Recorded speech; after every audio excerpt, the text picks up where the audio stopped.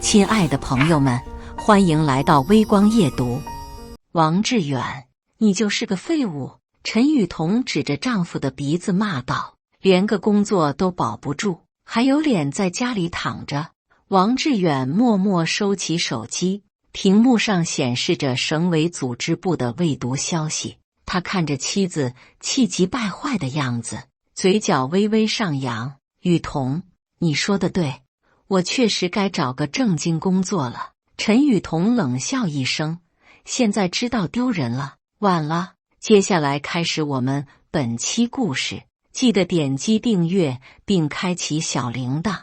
王志远坐在客厅的沙发上，手里拿着一份报纸，表面上他在认真阅读，实际上心思早就飞到了别处。老公，你看什么呢？陈雨桐从厨房走出来，围裙还系在腰上，随便看看新闻。王志远放下报纸，脸上没有丝毫异样。陈雨桐瞥了一眼报纸的日期，眉头微皱，这报纸都是3天前的了，有什么好看的？王志远尴尬地笑了笑，我这不是无聊吗？陈雨桐在他身边坐下，语气里带着一丝不满。志远，你在单位到底是做什么的？就是普通的行政工作，没什么特别的。王志远回答得很随意。陈雨桐叹了口气，人家张美华都当科长了，你还在原地踏步。每个人的发展路径不一样。王志远淡淡地说，什么发展路径？你就是没本事。陈雨桐的声音提高了几度。王志远没有反驳，只是默默地点了点头。他心里很清楚，自己的真实身份如果暴露，陈雨桐会是什么反应？省政府副厅长的职位，在普通人眼里就是天一样的存在。但现在不是时候，组织有组织的安排。美华今天又在群里炫耀她的新办公室了。陈雨桐拿出手机，翻给王志远看，屏幕上是张美华发的朋友圈，配图是一间装修精致的办公室，文字写着新的开始，感恩组织的信任。下面一串点赞和评论，都是恭维的话，挺好的。王志远只是简单回应了一句。陈雨桐气得直翻白眼，你就不能上进一点？我会努力的。王志远的语气依然平静。这时，王志远的手机响了，他看了一眼来电显示，是李建华打来的。喂。王志远起身走向阳台。王厅，明天上午的会议您准备的怎么样了？李建华恭敬的声音从话筒里传出。王志远压低声音，会议资料我看过了，没问题。那行，我明天早上8点来接您。不用了，我自己开车去。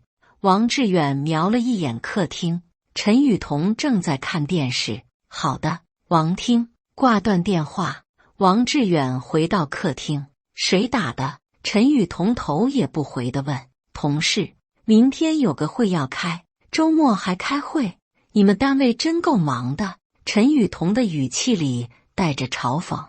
王志远坐回沙发上，心里苦笑。如果让陈雨桐知道明天的会议是全省经济工作座谈会，他会怎么想？志远，你老实告诉我，你一个月到底挣多少钱？陈雨桐突然转过身来。王志远愣了一下，怎么突然问这个？人家美华一个月8000多，我在银行也有6000，你呢？差不多吧。王志远含糊其辞。陈雨桐冷哼一声，差不多是多少？3000还是4000？王志远没有回答，只是拿起遥控器换了个台。电视上正在播放省政府的新闻，新闻里省委书记正在主持会议，王志远的身影一闪而过。这些当官的真爽，一个个油光满面的。陈雨桐看着电视感慨，王志远心里一紧，赶紧换了台。你换什么台？我正看着呢。陈雨桐不满地说。看点娱乐节目轻松一下。王志远找了个借口，陈雨桐没再坚持，注意力被电视上的综艺节目吸引了。王志远暗自松了口气，刚才新闻里的画面虽然只是一瞬间，但他不敢冒险，万一被陈雨桐认出来，那就前功尽弃了。老公，明天周末我们去美华家聚会吧。陈雨桐突然提议。聚会？王志远皱了皱眉。美华新当了科长，请大家去他家庆祝一下。王志远想了想，明天上午有会议，下午应该有时间，好吧？几点？下午2点。你可别给我丢脸。陈雨桐警告道。王志远点了点头，心里却在盘算别的事情。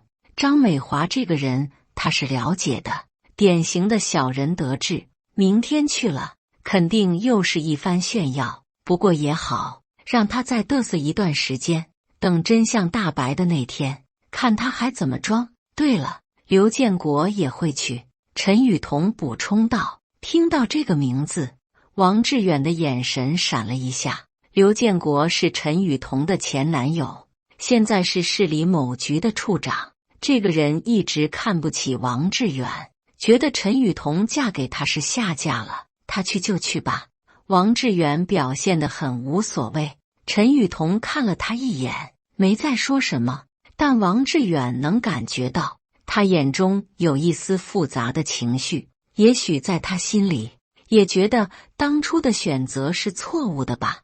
王志远暗自摇头，继续装着什么都不知道的样子。周一早上，王志远像往常一样早起，他在厨房为陈雨桐准备早餐，动作熟练而安静。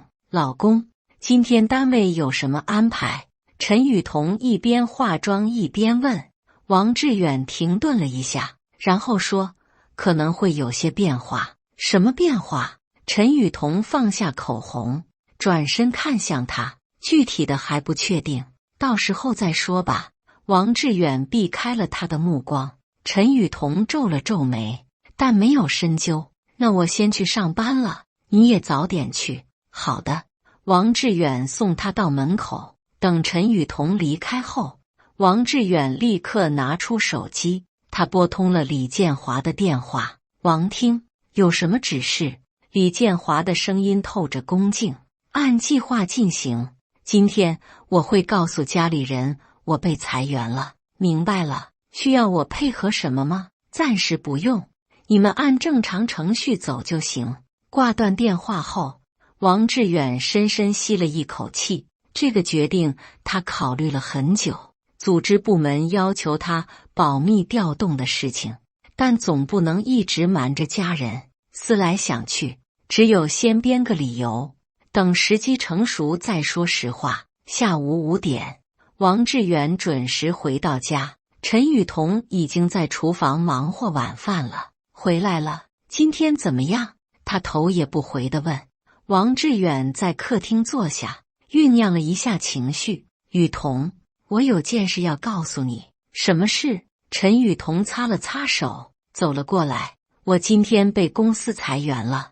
王志远尽量让自己的表情看起来沮丧。陈雨桐愣住了，手里的围裙掉在了地上。什么？裁员？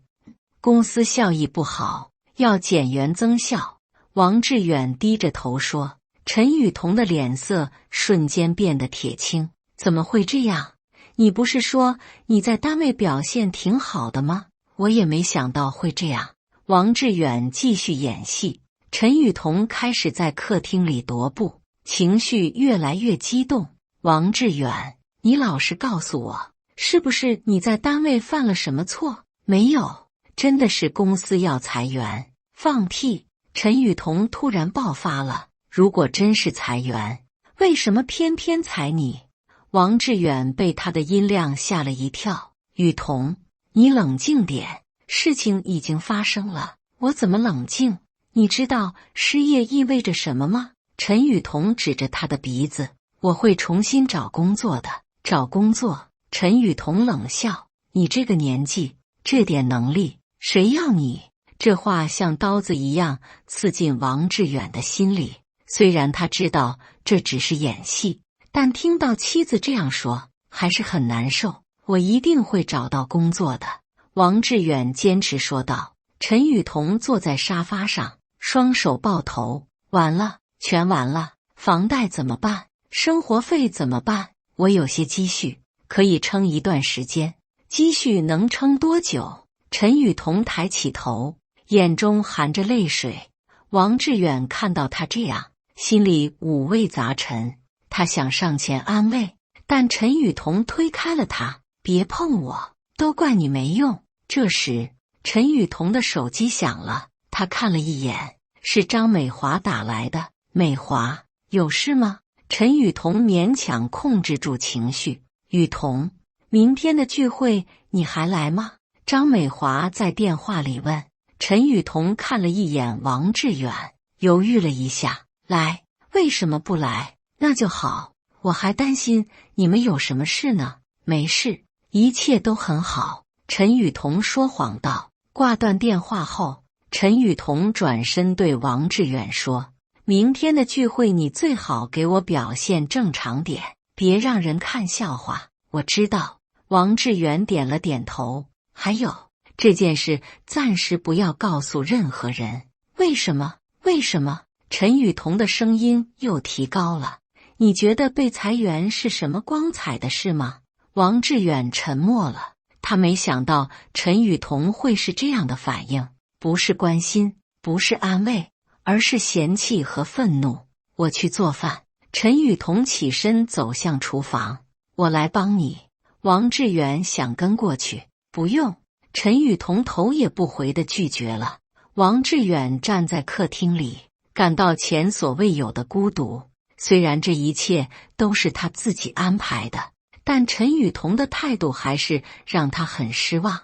厨房里传来锅碗瓢盆的碰撞声，比平时要响很多。王志远知道这是陈雨桐在发泄情绪，他拿出手机，翻看着省委组织部发来的调令文件，上面清楚地写着王志远同志任省政府副厅长。这份文件如果现在拿出来，所有的问题都会迎刃而解，但他不能这样做。组织有纪律，个人有底线。晚饭时，两人几乎没有交流。陈雨桐一直黑着脸，王志远也不知道该说什么。明天你最好想想怎么跟大家解释。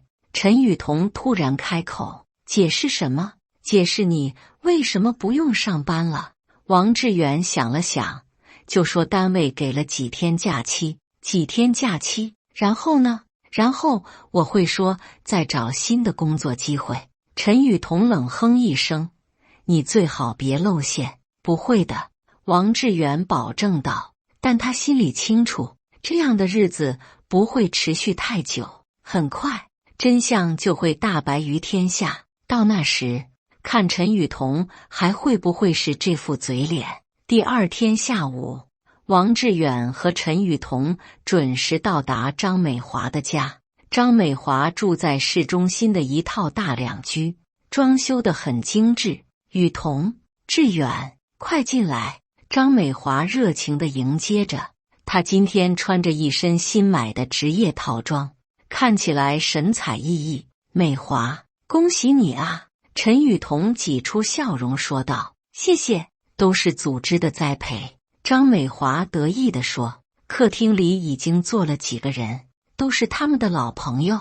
刘建国坐在沙发的中央，正在和其他人聊天。哟，王志远也来了。刘建国看到王志远，语气里带着一丝讥讽。建国，好久不见。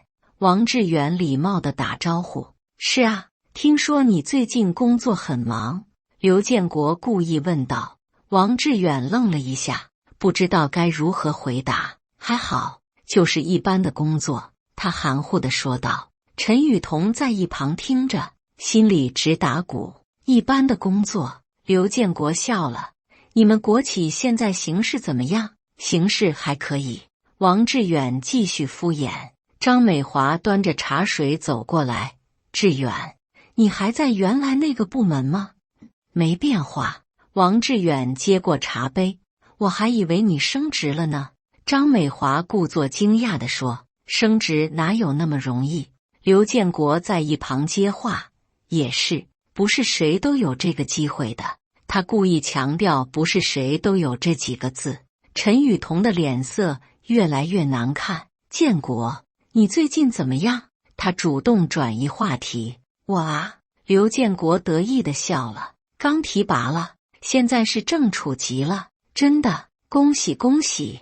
在座的人纷纷道贺，年薪50万，还配了专车。刘建国继续炫耀。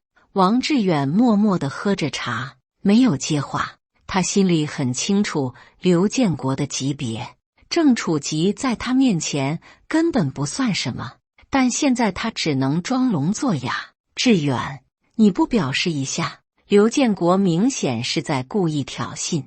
恭喜恭喜！王志远勉强挤出笑容。哎呀，大家都这么客气。刘建国假装谦虚，其实也没什么，就是运气好。张美华在一旁附和，建国现在可是我们这群人里职位最高的了。哪里哪里，美华你也很厉害，科长也是领导，我这个科长跟你的处长比起来差远了。两人一唱一和，明显是在炫耀。王志远能感觉到陈雨桐在他身边越来越紧张。志远，你们单位最近有什么新动向吗？另一个朋友问道。王志远正要回答，陈雨桐突然开口，他们单位正在改革，可能会有一些调整。什么调整？张美华敏锐地捕捉到了关键词，就是人事方面的调整。陈雨桐支支吾吾。刘建国眼睛一亮，不会是要裁员吧？陈雨桐的脸刷得红了。没有，没有，只是正常的调整。他赶紧否认，但他越是否认，大家越觉得有问题。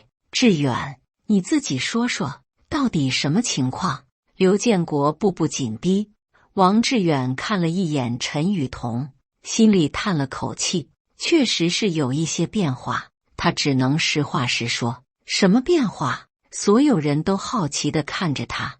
公司要精简人员，我可能会受到一些影响。虽然王志远说得很委婉，但大家都听明白了。裁员？张美华瞪大了眼睛。应该是的。王志远点了点头。客厅里突然安静了下来，所有人都在消化这个消息。我就说嘛。刘建国第一个打破沉默。现在经济形势不好，国企首当其冲。志远，你这可怎么办啊？有人假装关心地问。再找工作呗，还能怎么办？王志远苦笑道。张美华眼中闪过一丝幸灾乐祸的光芒。找工作可不容易，特别是你这个年纪。是啊，用人单位现在都喜欢要年轻人。另一个人附和。陈雨桐坐在那里，恨不得找个地缝钻进去。不过话说回来，刘建国故意停顿了一下。像志远这样踏实的人，总会有出路的。他嘴上说着安慰的话，语气里却满是讥讽。要不我给你介绍个工作？刘建国假好心地说。什么工作？王志远问道。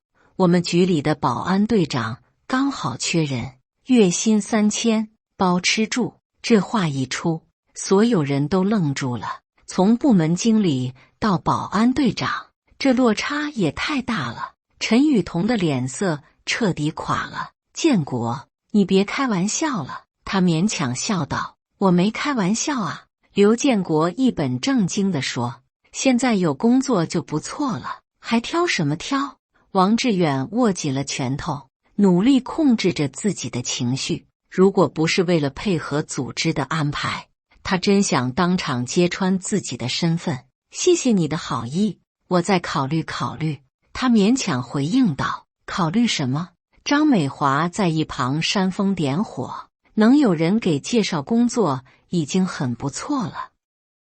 就是现在这社会，面子能当饭吃吗？众人你一言我一语，字字如刀。陈雨桐再也坐不住了，我们还有事，先走了。他站起身来，这就走。张美华假装挽留，多坐一会儿吗？真的有事。陈雨桐拉着王志远就往外走。那行，有时间再来玩。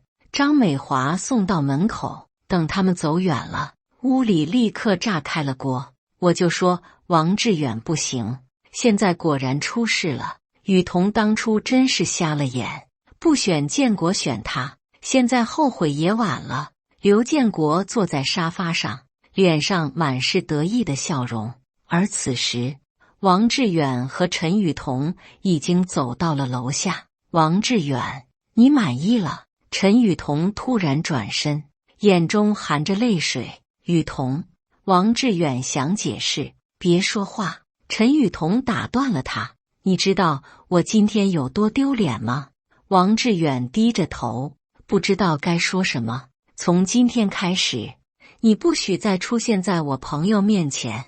陈雨桐咬牙切齿地说，你就是个废物，彻头彻尾的废物。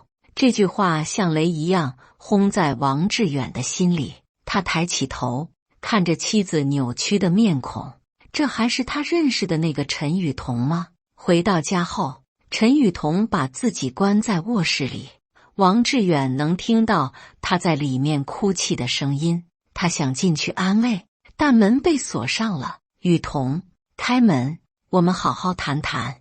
王志远敲着门，没什么好谈的。陈雨桐在里面喊道，你总要吃饭吧？不吃，饿死算了。王志远无奈地叹了口气，走回客厅。他拿出手机，看到李建华发来的消息，王厅，明天的全省经济工作会议，您的发言稿我已经准备好了。王志远回复，好的，辛苦了。放下手机，他看着紧闭的卧室门，心情复杂。如果明天陈雨桐知道他要去参加省里的重要会议，会是什么反应？晚上9点，卧室门终于打开了，陈雨桐红着眼睛走了出来。饿了吧？我给你热饭。王志远连忙起身，不用。陈雨桐冷冷地说，我自己来。他走进厨房，王志远跟了过去。雨桐，今天的事我很抱歉。抱歉有用吗？陈雨桐头也不回地说，我会尽快找到新工作的。陈雨桐突然转身，眼中冒着火，找工作？就你这样，谁要你？我会努力的。努力？陈雨桐冷笑，你努力了这么多年，结果呢？王志远被说得哑口无言。王志远，我告诉你，我不会和一个废物过一辈子的。你什么意思？我的意思很简单。陈雨桐放下手中的碗，要么你找到正经工作，要么我们离婚。雨桐，你怎么能这样说？王志远震惊了，我怎么不能这样说？陈雨桐的声音越来越高，我一个银行职员，嫁给一个无业游民，传出去多丢人。我不是无业游民，那你是什么？陈雨桐指着他的鼻子，一个被裁员的失败者。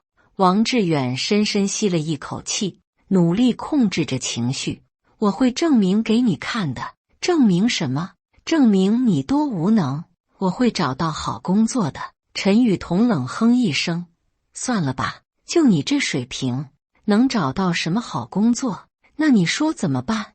王志远反问道。陈雨桐想了想，突然眼睛一亮，考公务员。什么？考公务员？陈雨桐重复道，只要考上公务员，工作就稳定了。王志远哭笑不得，公务员哪有那么好考？不好考也要考。陈雨桐态度坚决，现在是你唯一的出路。可是，没有可是。陈雨桐打断了他，明天我就去买复习资料，这个急不来的。急不来？陈雨桐瞪着他，王志远，我没时间跟你耗。再说，以我这个年龄怎么了？又不是超过限制。陈雨桐不依不饶，王志远想继续争辩，但看到陈雨桐坚决的表情，只能妥协。好吧，我考，这还差不多。陈雨桐的语气稍微缓和了一些。第二天一早，陈雨桐真的买回了一大堆公务员考试资料、行政能力测试、申论、面试指导。他把书一本本摆在桌上，你要全部看完，每天至少学习8小时。王志远看着这些书，内心苦笑不已。让一个副厅长去考基层公务员，这简直是天大的笑话。我给你制定了学习计划。陈雨桐拿出一张纸，上午2小时行测，下午2小时申论，晚上复习当天内容。这么紧？紧什么紧？陈雨桐瞪着他。人家美华说了，现在竞争激烈，不抓紧怎么行？王志远只能点头答应。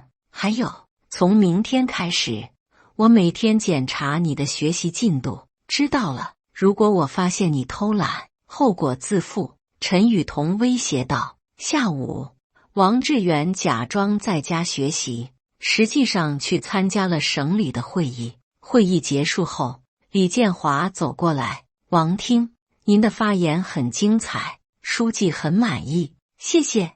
王志远看了看时间，我得回去了，需要我送您吗？不用，我自己开车。回到家，王志远发现陈雨桐已经下班了。学得怎么样？他一进门就问。还可以。王志远装模作样的合上书。做了多少题？10几道吧。陈雨桐走过来检查，发现书上几乎没有痕迹。王志远，你是不是在糊弄我？没有，我真的在学。那为什么书上一个笔记都没有？王志远急忙解释，我习惯先看一遍，再做笔记。是吗？陈雨桐半信半疑。那你给我讲讲今天学的内容。王志远随便说了几个概念，陈雨桐听得迷迷糊糊。算了，明天我亲自监督你学习。你不是要上班吗？我请假。陈雨桐说得很坚决。王志远心里一紧，如果陈雨桐在家，他怎么去开会？没必要请假，我会认真学的。你的话我一个字都不信。陈雨桐冷冷地说。可是你请假会影响工作的，为了监督你，影响一下工作算什么？王志远知道再劝也没用，只能暗自苦恼。看来明天的麻烦更大了。对了，陈雨桐突然想起什么，美华推荐了一个辅导班，学费8000。8000？这么贵？贵什么贵？考上公务员，这点钱算什么？我自学也可以的。自学？陈雨桐嗤笑道。就你那自觉性，自学能考上才怪。我保证认真学。保证？你的保证值几个钱？陈雨桐毫不客气地说。王志远被说得无话可说。辅导班下周开课，我已经帮你报名了。这么快？当然要快，早一天学习，就多一分希望。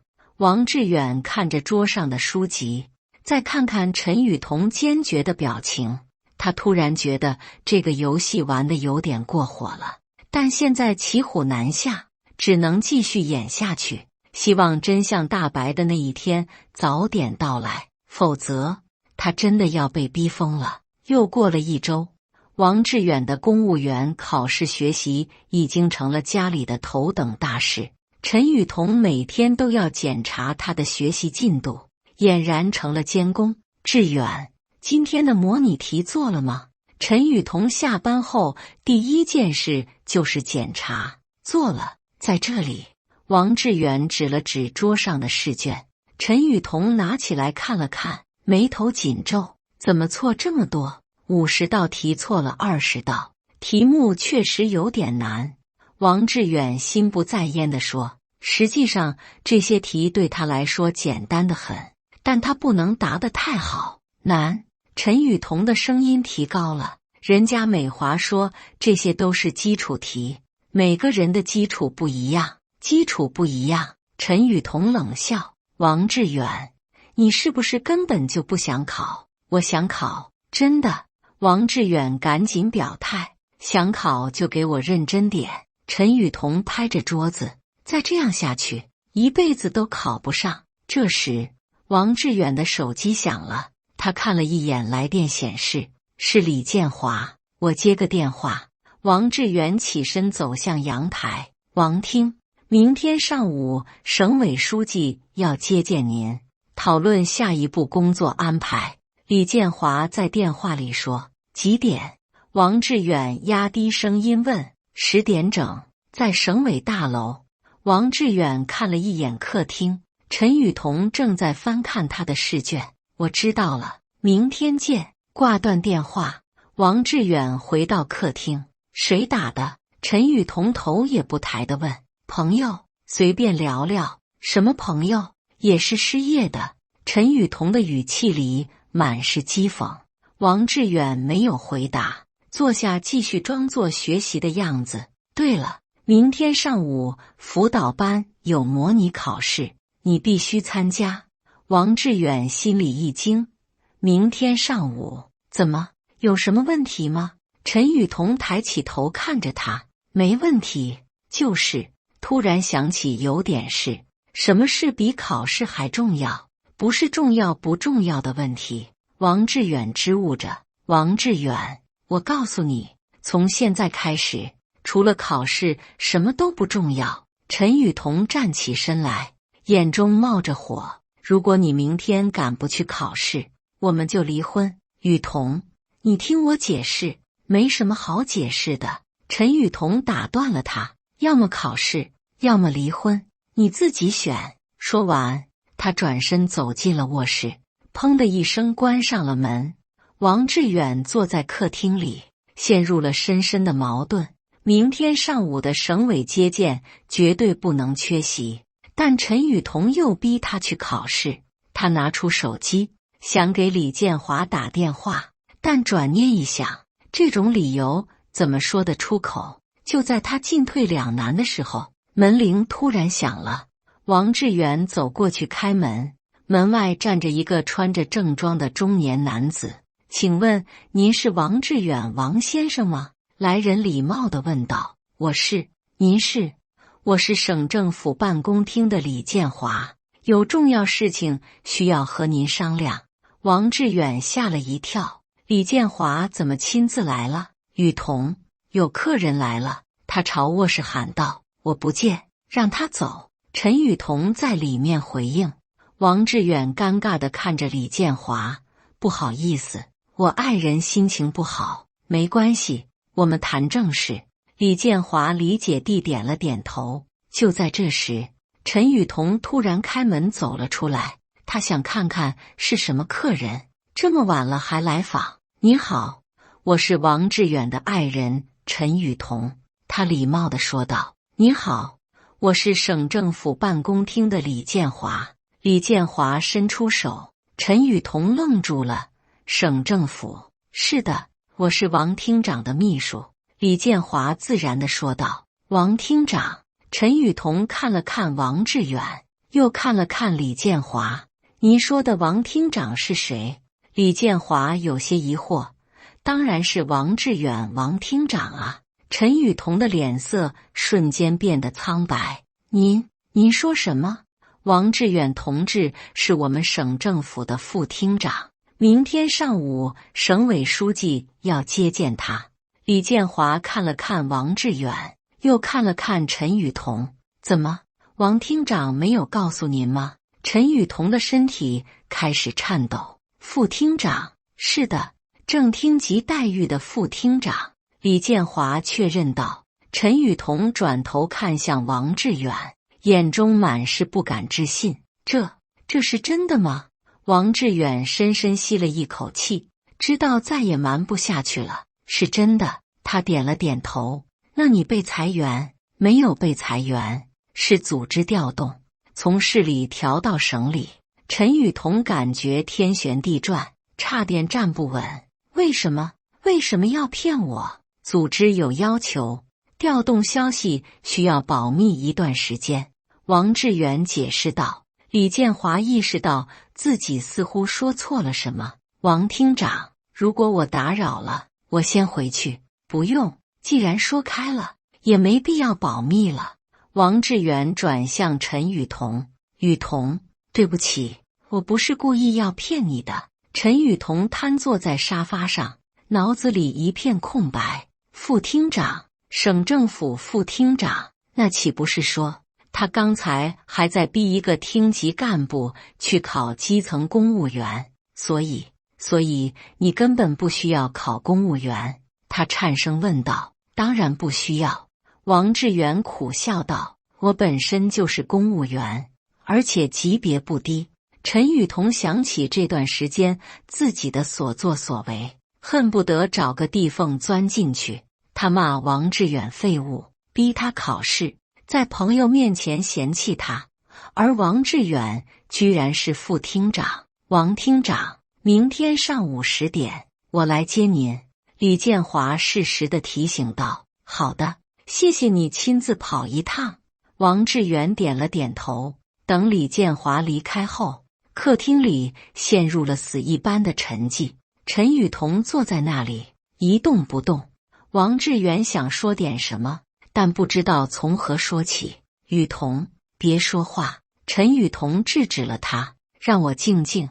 她需要时间来消化这个震撼的消息。自己的丈夫，那个被她骂作废物的男人，居然是省政府副厅长，这简直比中彩票还要不可思议。第二天早上，王志远换上了他最正式的西装。陈雨桐一夜没睡，眼圈红红的坐在床边。你真的要去省委？他的声音很轻。是的，和省委书记汇报工作。王志远系着领带。陈雨桐看着镜子里的王志远，恍然发现他身上有一种他从未注意到的气质，那是一种上位者的从容和自信。我昨天说的那些话，陈雨桐想道歉，过去的事就别提了。王志远转身看着他，以后我们重新开始。可是我怎么对你的？雨桐，我们是夫妻，没必要纠结这些。王志远的宽容让陈雨桐更加羞愧。那今天辅导班的模拟考试当然不用去了。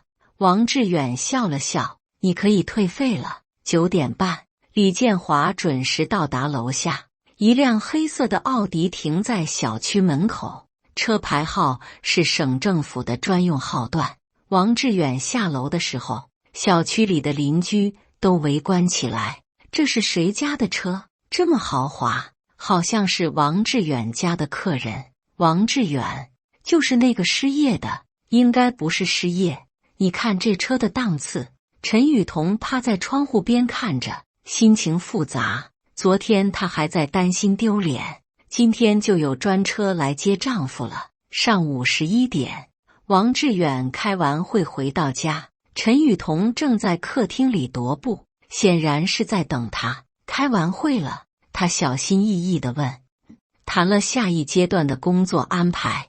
王志远说得很轻松。书记对你印象怎么样？还不错，说我工作扎实，有潜力。陈雨桐听了这话，心里五味杂陈。她的丈夫居然得到了省委书记的认可。志远，我想问一个问题。什么问题？你什么时候升到这个职位的？王志远想了想，半年前就确定了，但正式调令是上个月下来的。陈雨桐算了算时间，那时候他还在嫌弃王志远没出息，所以当初我说你不如刘建国的时候，我的级别比他高2级。王志远实事求是地说。陈雨桐瞪大了眼睛，2级？他是正处，我是副厅，中间还隔着副处和正厅。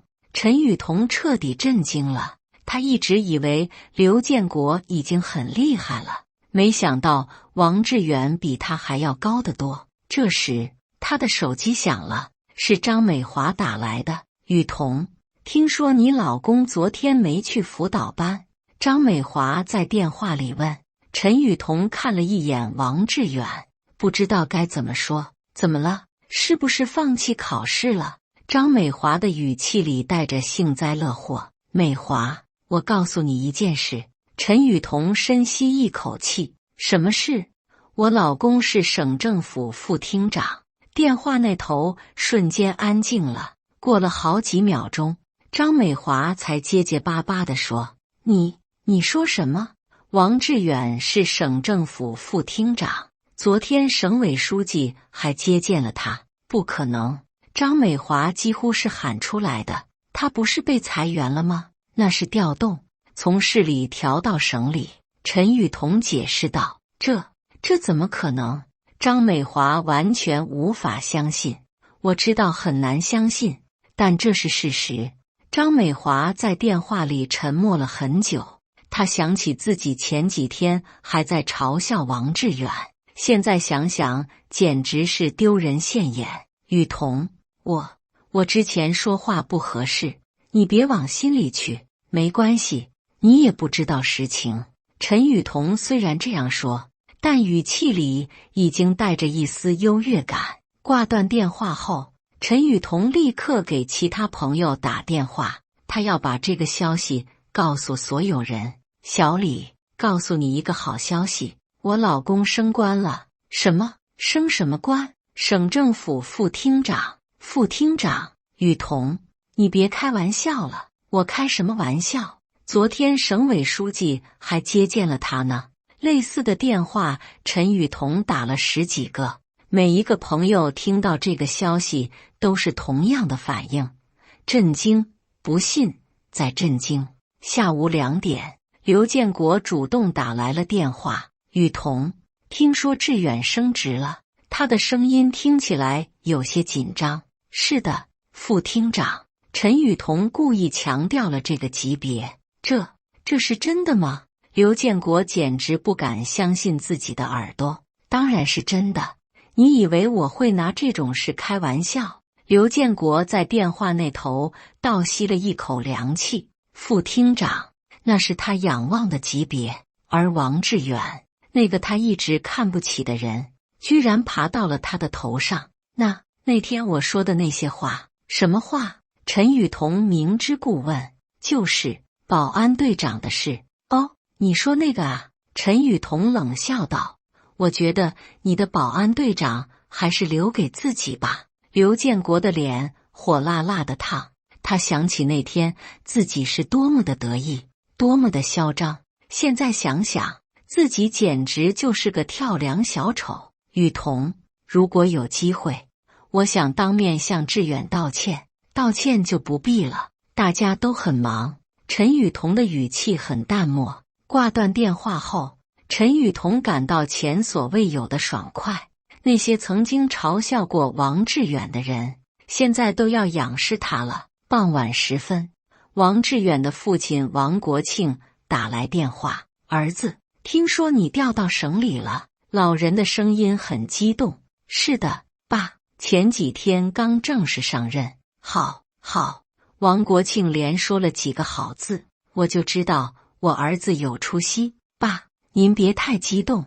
怎么能不激动？省政府副厅长啊！老人的声音都颤抖了。陈雨桐在一旁听着，心里暗自惭愧，连公公都为王志远感到骄傲，而他却一直在打击他。雨桐在家吗？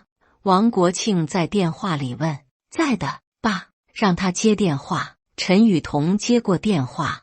爸，你好，雨桐，志远这孩子平时话不多，你要多理解他。我知道了，爸。陈雨桐的声音很小，做大事的人都是这样，不爱张扬。王国庆感慨道。是的。陈雨桐连连点头。挂断电话后，陈雨桐看着王志远。你爸说的对，你确实不爱张扬。张扬什么？王志远反问道。如果是我，早就到处宣传了。每个人的性格不同。王志远淡淡地说。陈雨桐突然意识到，这也许就是王志远和刘建国的区别。真正有实力的人，往往低调内敛，而那些喜欢炫耀的人，往往底气不足，晚上，陈雨桐主动下厨，做了一桌好菜，这是庆祝你升职。王志远开玩笑地问：“算是吧，也算是向你道歉。”陈雨桐不好意思地说：“道歉什么？这段时间我对你的态度不好，夫妻之间哪有隔夜仇？”王志远笑了笑，陈雨桐看着他，心里涌起一阵暖流。这个男人即使被误解、被伤害，也从来没有抱怨过他，这样的胸怀确实配得上副厅长的职位。1周后，王志远正式公开了自己的身份，消息一传开，整个小区都轰动了。王志远是副厅长，就是住在6楼的那个王志远。不会吧，他看起来很普通啊，人不可貌相，海水不可斗量。小区的业主群里也炸开了锅，难怪前几天有专车来接他。我就说嘛，能住得起这个小区的都不是普通人。以后见到王厅长要记得打招呼啊。陈雨桐走在小区里，感受着邻居们羡慕的目光，心里美滋滋的。雨桐姐，你老公真厉害。小区里的年轻女孩主动打招呼。一般般啦。陈雨桐嘴上谦虚，心里却很受用。这时，张美华打来电话：“雨桐，我想请你们夫妻吃个饭。”吃饭？陈雨桐有些意外。就是之前我说话不合适，想当面道歉。张美华的语气很诚恳。这个，陈雨桐犹豫了一下。雨桐，我们是多年的朋友，你不会不给这个面子吧？好吧，我问问志远有没有时间。张美华如释重负。太好了，明晚7点，还是老地方。第2天晚上，王志远和陈雨桐如约而至。包间里已经坐了好几个人，都是上次聚会的老朋友。王厅长，张美华主动起身迎接，这个称呼让在座的所有人都肃然起敬。别这么客气，叫我志远就行。王志远很随和。那怎么行？您现在可是厅级干部。众人纷纷起身打招呼，态度和上次截然不同。王厅长，请坐主位。有人主动让座。不用，随便坐。王志远摆了摆手，但大家还是坚持让他坐在主位。刘建国也来了，但他坐在最角落，一脸尴尬。建国，上次你不是说要给我介绍工作吗？王志远突然开口。刘建国的脸瞬间红了。王厅长，您别开玩笑了。我没开玩笑啊，保安队长挺好的。王志远一本正经地说。众人都听出了他的讽刺意味，但没人敢笑。刘建国恨不得找个地缝钻进去。王厅长，我当时真是有眼不识泰山。他站起来鞠躬道歉。坐下吧，过去的事不用提了。王志远大度地说。这顿饭吃得很和谐，但所有人都能感受到气氛的微妙变化。以前是刘建国做主位，现在是王志远；以前是大家巴结刘建国，现在是大家巴结王志远。席间，张美华不停地给王志远敬酒。王厅长，以后有什么需要帮忙的，您尽管开口，我能需要你帮什么忙？王志远笑了笑。比如我们科室的工作汇报什么的，那是你们市里的事，我管不着。张美华这才意识到级别差距太大了，省政府副厅长怎么会管他一个小科长的事？饭后，众人纷纷要和王志远合影。王厅长，能一起拍张照吗？当然可以。王志远很配合。陈雨桐在一旁看着，心里满是骄傲，这就是她的丈夫，所有人仰视的对象。回到家后，陈雨桐迫不及待地把照片发到了朋友圈，配文写着：谢谢朋友们的关照。很快，点赞和评论就刷屏了。雨桐姐，你老公太帅了，厅长夫人就是不一样，求介绍。我们单位想找王厅长汇报工作。看着这些评论，陈雨桐笑得合不拢嘴。志远，你看这些评论。他把手机给王志远看，挺好的。王志远只是淡淡的笑了笑。你怎么一点都不兴奋？兴奋什么？王志远反问道。这些都是表面的东西。陈雨桐愣了一下，随即点头。你说的对，做人要低调。感谢大家的观看。本期故事精彩吗？欢迎大家在下方评论区吐槽。如果你喜欢这类故事，记得点击订阅微光夜读，并分享给更多的人，这会对我帮助很大。再次感谢大家的观看。